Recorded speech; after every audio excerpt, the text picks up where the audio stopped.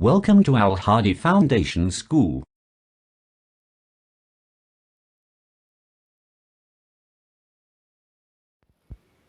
बिस्मिल्लाहिर्रहमानिर्रहीम। अस्सलामु अलैकुम। अल हादी फाउंडेशन में आपको खुश आमदीद कहते हैं। आज हम सफ़ा नंबर 2 पे दी गई एक नज़्म को पढ़ेंगे जिसका नाम है हम्द। हम्द ऐसी नज़्म को कहते हैं जिसमें अल्लाह ताला की तारीफ़ बयान की जाए। आइए नज़्म की जानिब बढ़ते हैं। नज़्म का उन्वान है मेरा खुदा मेरे साथ है।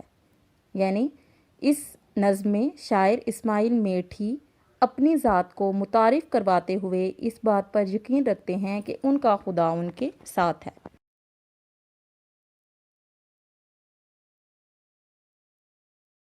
ए हमेशा मेरी खुदा पे नज़र, रात हो दिन हो शाम हो के सहर। सहर सुबह को बोलते हैं। ना उजाले में है किसी का डर, उजाला में रोशनी, डर में खौफ। ना अंधेरे में कोई खौफ व ख़तर, खौफ व ख़तर डर और ख़तरा। इस शेर के पहले मिसरे को देखें। ए हमेशा मेरी खुदा पे नज़र, रात हो दिन हो शाम हो के सहर।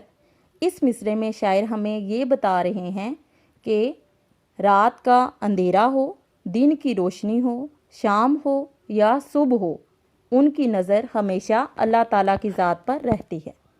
ना उजाले में है किसी का डर, ना अंधेरे में कोई खौफ व ख़तर।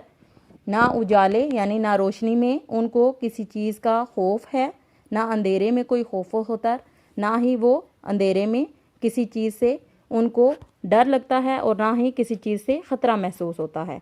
क्योंकि मेरा खुदा है मेरे साथ, क्योंकि वो इस बात पर यकीन रखते हैं कि उनका खुदा उनके साथ हमेशा है।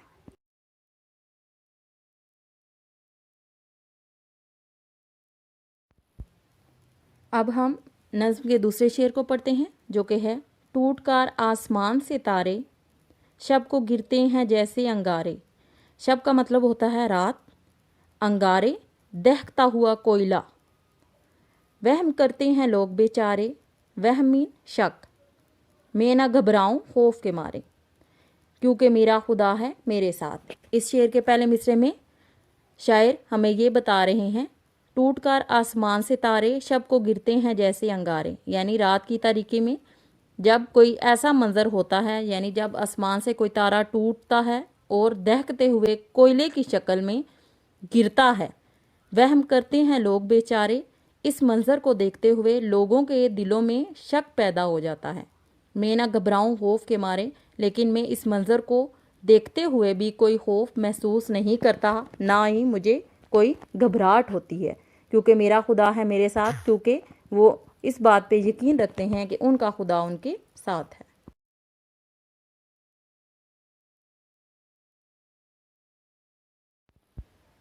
अब हम नज़्म के तीसरे शेर को पढ़ते हैं जो कि है मेरे रस्ते में हो अगर मैदान, या पुराना कोई खंडर सुनसान। खंडर होता है तबाहशुदा इमारतें, सुनसान जहाँ पे बिल्कुल खामोशी होती है, सन्नाटा होता है। ऐसी जगह जहाँ पे बिल्कुल सन्नाटा हो यानी खामोशी हो। कोई मरगट हो या हो कब्रिस्तान। मरगट होता है ऐसी जगह को कहते हैं जहाँ पे हिंदू अपने मुर्दों को जलाते हैं। कब्रिस्तान में भी मुर्दों को दफन किया जाता है। ना खता हूँ मैं वहाँ मेरे ओसान। ओसान खता होना का मतलब होता है डर जाना, क्योंकि मेरा खुदा है मेरे साथ। इस शेर के पहले मिसरे में शायर हमें ये बता रहे हैं कि मेरे रास्ते में हो अगर मैदान, यानी उनके रास्ते में अगर कोई मैदान हो, यानी जहाँ से वो गुज़र रहे हों, चाहे वो मैदान हो या पुराना कोई खंडर सुनसान, या ऐसी जगह हो जहाँ पे बिल्कुल खामोशी हो, तबाहशुदा इमारतें हों।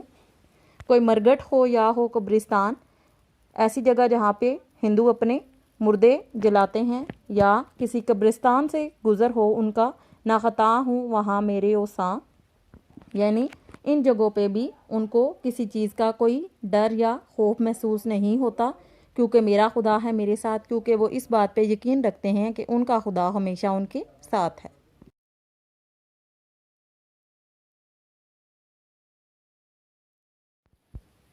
आइए अब हम नज़्म के आखिरी शेर को पढ़ते हैं जो कि है हो बियाबा में गुज़र मेरा। बियाबा वीराने को बोलते हैं।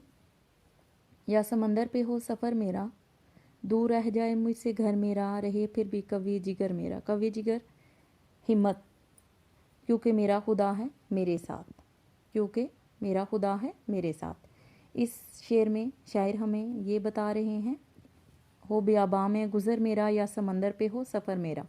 شعر کے پہلے مصرعے میں شاعر ہمیں یہ بتا رہے ہیں کہ اگر ان کا کسی ویرانے میں سے گزر ہو یا سمندر پر وہ سفر کر رہے ہوں، دور رہ جائے مجھ سے گھر میرا۔ شاعر دوسرے مصرعے میں ہمیں یہ کہہ رہے ہیں، یہ بتا رہے ہیں کہ دور رہ جائے مجھ سے گھر میرا، یعنی وہ گھر سے بہت دور نکل جائیں، رہے پھر بھی کبھی جگر میرا، لیکن پھر بھی ان کو کسی چیز کا خوف اور خطرہ نہیں ہے، یعنی ان کی ہمت ہمیشہ برقرار رہتی ہے، کیونکہ میرا خدا ہے میرے ساتھ، کیونکہ اس بات پہ ان کا یقین ہے کہ ان کا خدا ہمیشہ ان کے ساتھ ہے۔ یہ ہم نے نظم حمد پڑھی، آپ نے اس نظم کو یاد کرنا ہے۔